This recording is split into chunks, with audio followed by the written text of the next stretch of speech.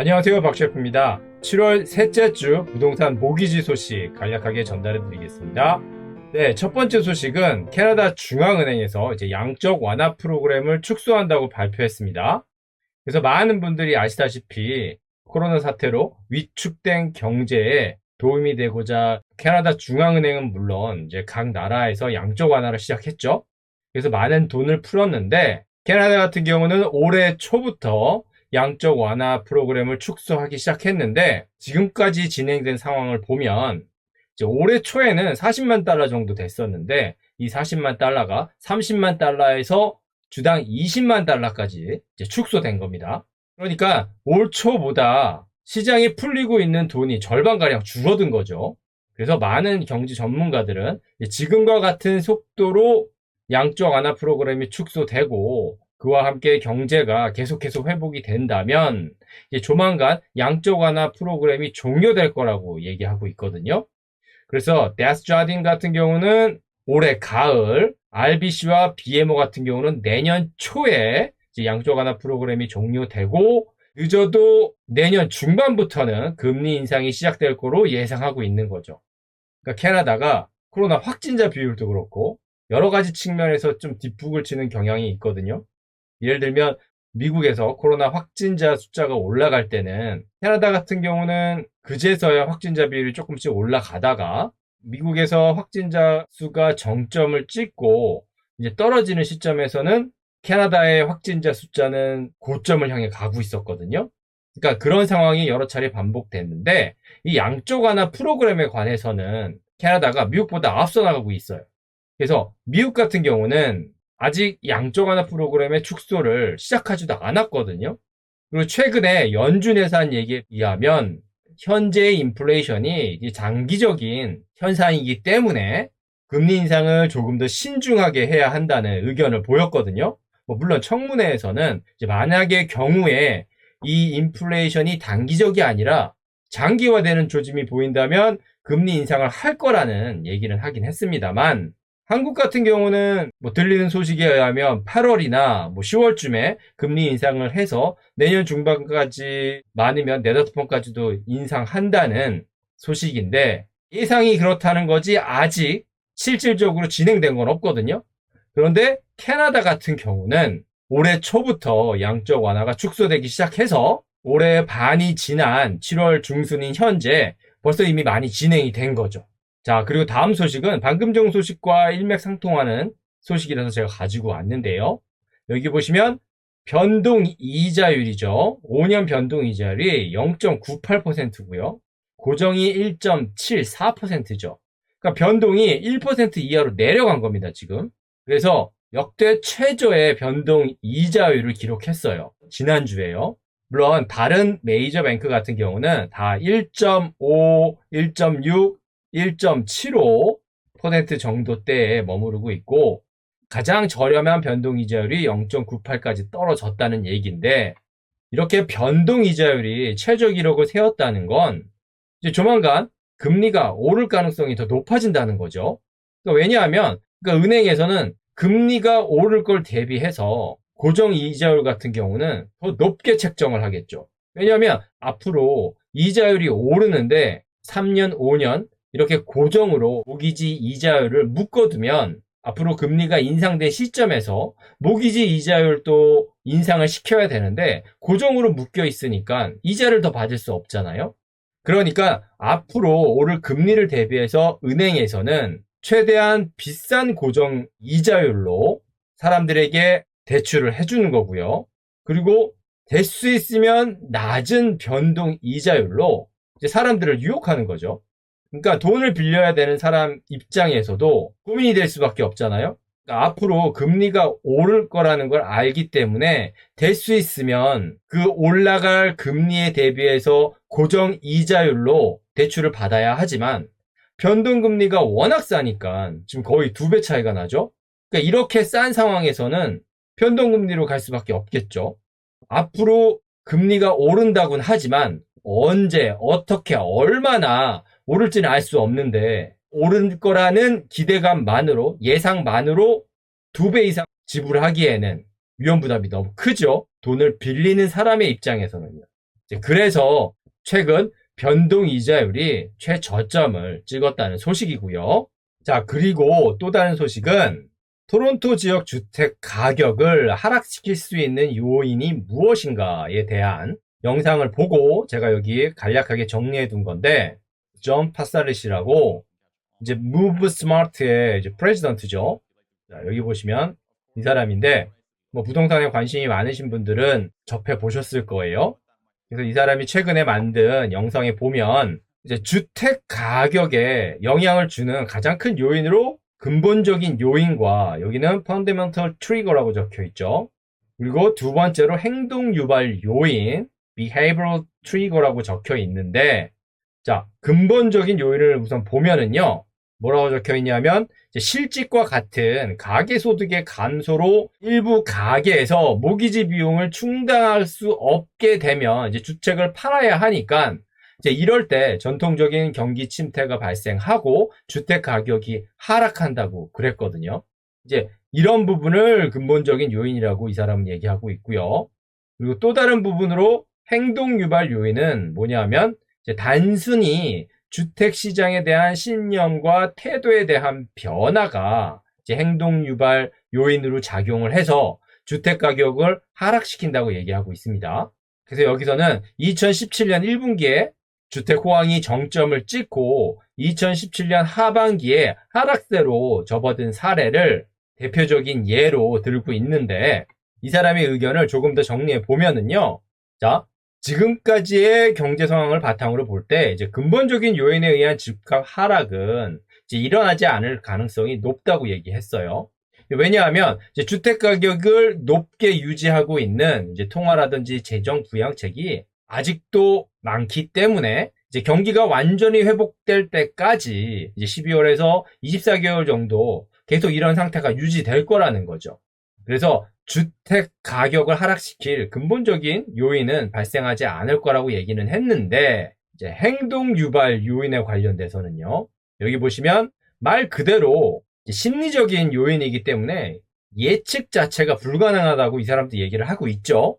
그리고 얘기는 하고 있는데, 지금처럼 주택 가격이 하늘 높은지 모르고 계속되고 있는 상황에서 많은 경제학자들은 이제 저금리라든지 부족한 공급 등과 같은 토론토 지역의 근본적인 특수성이 원인으로 작용해서 코로나 사태로 억눌렸던 수요가 이제 폭발한 거라고 그 원인을 보고 있는 경향이 있는데, 이 사람 같은 경우는 그 사실을 부정하지는 않지만 이제 그런 근본적인 요인만으로 1년 만에 30에서 40% 주택 가격이 상승한다는 건 이제 그런 요인들로 설명이 될 수 없다는 거죠. 그래서 이제 이런 관점에서 여기 보시면 현재 주택 시장은 이제 구매 열풍이 사라지고 판매량이 감소하기 시작하고 가격이 빠르게 오르지 않게 된다면 구매자는 더 많은 시간을 생각하고 다음 단계를 고려하게 될 수 있다는 거죠. 그래서 무슨 얘기냐면요.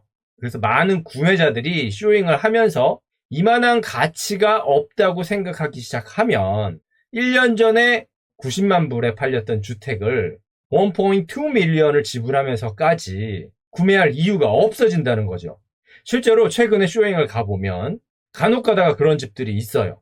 애스킹은 1.2, 1.3 밀리언으로 나와 있는데 그 주택을 안에 살펴보면 셀러가 너무하는 게 아니냐는 생각이 들 정도로 형편없는 집들이 꽤 있거든요. 그러니까 올해 초 과열되었던 시장에서는 이렇게 주택 가치보다 높은 가격으로 나왔던 주택들도 잘 팔려 나갔지만 지금은 몇 달 전과 다른 분위기잖아요. 그러니까 바이어들이 생각을 하는 거죠. 지금 애스킹 프라이스가 이렇게 나왔는데 정말 이 주택이 이 애스킹 프라이스만큼의 가치를 하고 있는 걸까? 라고 말이죠. 그래서 존 파사리스는 마지막에 한 얘기가 뭐냐 하면 이제 구매자들이 낙관적인 태도를 유지하고 북미에서 두 번째로 비싼 주택 시장에서 주택을 구매할 의향이 계속 있다면 주택 시장은 계속해서 균형을 유지하겠지만, 만약 구매자들이 지금과 달리 관심을 잃고 토론토에서 주택을 구입하는 데 필요한 많은 희생을 기꺼이 감수하지 않은 방향으로 바뀐다면 이제 그때는 어떤 금전적 또는 재정적 부양책으로도 바꿀 수 없는 상황이 될 거라는 거죠. 그러니까 이때는 가격이 하락하겠죠. 그래서 존 파설리스의 의견대로 앞으로의 시장이 진행될지 안 될지는 아무도 모르죠. 하지만 앞으로의 시장을 예측하는 데 있어서 데이터도 중요하지만 이런 바이어의 심리적인 요인이 사실은 무엇보다 큰 변수인 것만은 확실하죠. 그래서 이런 의미에서 한 번쯤 다시 한번 생각해 볼 필요가 있을 것 같아서 가지고 와 봤습니다. 자, 그리고 또 다른 소식은요. 폭락하고 있는 목재 가격이라는 소식이에요. 여기 보시면 목재 가격이 여전히 폭락하고 있는 가운데 9주 연속 하락세를 보이고 있다고 나와 있죠. 그리고 고점에 도달한 지 2달도 채 되지 않아 현재는 절반 이상 가격이 하락했다고 나왔어요. 자, 그래프로 보여드리면은요. 자, 여기 보시면 7월 8일 718불이죠. 5월 7일 거의 2달 전이죠. 이때 1686불이었어요. 그러니까 2달도 채 되지 않아서 절반 이상으로 떨어진 거죠, 지금. 자, 그러면 2달 전에 비해서는 지금 50% 이상 목재 가격이 하락했는데, 자, 그러면 더 이전으로 한번 가볼게요. 더 이전으로 가서 코로나 사태 이전으로 한번 가보면은요. 이때가 가장 저점을 찍었을 때죠. 코로나 사태가 발생하고 이때 목재 가격이 260이었죠. 그리고 코로나 전에 가장 고점이 463불이었어요. 그러니까 코로나 사태 이후에 이제 저점을 찍은 건 코로나 사태 때문에 일시적으로 하락했으니까 그렇다고 치고요. 코로나 바로 전 가격을 보면 463불이니까 지금 703불과 비교하면 240불밖에 차이가 안 남았죠. 그래서 여기 보시면 이제 목재가 하락하는 데는 여러 가지가 이유가 있겠지만 이제 가장 큰 이유로 들고 있는 것이 이제 구매자들이 더 이상 이렇게 비싼 가격을 지불하고 목재를 구매하길 원하지 않는다는 거죠. 그래서 이렇게 목재 가격이 급격하게 하락하고 있음에도 불구하고 향후 목재 가격이 더 떨어질 거로 예상이 되고 있거든요. 그래서 내년에는 지금보다 더 하락해서 코로나 전으로 복귀할 가능성이 있다고들 말은 하고 있습니다만 지금과 같은 추세라면 올해 안에도 코로나 전으로 복귀할 가능성도 있죠. 자, 그리고 한 가지 소식을 더 전해드리면은요. 캐나다 신차 판매가 20년 만에 두 번째로 최악의 판매를 기록했다는 소식이거든요. 그래서 최근 캐나다 통계청 자료에 따르면 지난 5월 신차 판매가 1997년 이후로 두 번째로 낮은 수치를 나타냈다고 나왔습니다. 그런데 1997년 이후로 두 번째로 낮은 수치라는 것도 주목할 만한데 통상적으로 4월과 5월에 신차 판매량이 정점을 찍어야 되는데 오히려 20년 만에 두 번째로 낮은 판매량을 나타냈다는 거거든요. 그래서 여기 보시면 올해 신차 판매량은 주택 판매량과 함께 3월에 고점을 찍고 하락하고 있다고 적혀 있죠. 그래서 이 소식에서도 설명을 하고 있듯이 누군가가 신차를 구입한다는 건 물론 필요해서 하는 것도 있겠지만 소득이 더 많아졌던지 그러니까 앞으로 새롭게 구입한 차량에 대한 비용을 잘 낼 수 있을 거라는 자신감이 있어야 신차를 사겠죠. 그렇지 않다면 지금 사용하고 있는 차량을 계속 유지하던가 중고차를 사던가 신차 구입이 아닌 다른 선택을 하겠죠. 그러니까 미래 소득에 자신감이 있는 사람들이 신차를 구입하는 경향이 높다는 건데 역사적으로 가장 높아야 할 4월과 5월에도 신차 판매량이 줄어들었으면 물론이고 평균 판매 가격도 하락했다고 했거든요. 그러니까 20년 만에 두 번째로 낮은 판매량을 기록한 것도 특이한데 여기에 평균 판매 가격까지 하락했다는 거죠. 그래서 일부에서는 현재 계속되고 있는 높은 인플레이션 상황에서 신차 판매량은 그렇다고 치더라도 평균 판매 가격까지 하락한다는 건 납득하기 어렵다는 측면이 있고요. 여기에 신차 판매량 정점의 타이밍이 주택 판매량과 동시에 발생했다는 점에서 의미를 두는 사람들도 있어요. 이 두 부분이 서로 상관관계가 있는지는 정확하게 알 수 없지만 그렇게 생각할 수도 있겠죠. 보는 사람의 시각에 따라서는요. 그래서 양적 완화로 정부에서 돈도 많이 풀었고 지원도 많이 해줬죠. 그리고 저축량도 많이 증가했고요. 그러니까 한편에서는 억눌렸던 소비가 터져나오고 있다는 얘기도 나오고요. 그런 상황에서 신차 판매량과 가격이 하락하고 있다는 게 매칭이 안 된다는 그런 소식이에요. 그래서 지난주 소식들을 정리해 보면 어떤 소식 같은 경우는 여기 보시면 6월에도 캐나다 주택 판매량은 하락했기 때문에 정상을 향해서 또 다른 한 걸음을 가고 있다고 CREA는 캐나다 부동산 협회는 얘기를 하고 있거든요. 그리고 캐나다 부동산 거품이 예정대로 감소하고 있다는 얘기도 있고요. 그리고 한편에서는 공급 위기에 대한 해결책이 없는 한 주택 가격은 계속 상승할 거라는 얘기도 있고요. 3월 이후 4월, 5월, 6월 이제 계속해서 판매량이 하락하면서 지금의 주택 시장이 어떤 방향으로 갈지 의견들이 다양하게 나누어지는 경향이 강했거든요. 지난주에는.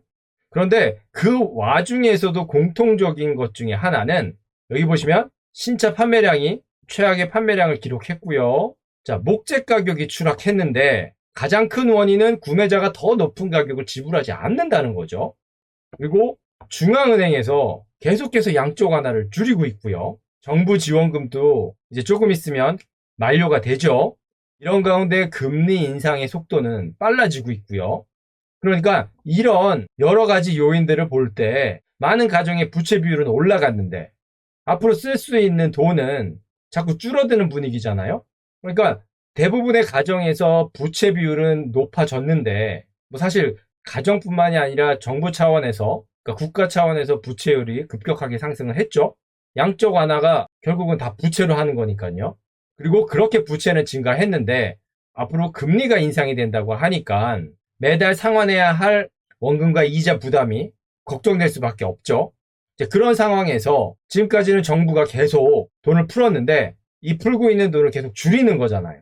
그리고 이런 상황에서 물가는 계속 올라가고 있고요. 그러니까 이런 상황들이 경제가 아직 회복이 되려면 멀었는데 불안한 미래 때문에 잠깐이나마 열려고 했던 지갑을 다시 닫는 국면이라고도 볼 수 있는 거죠.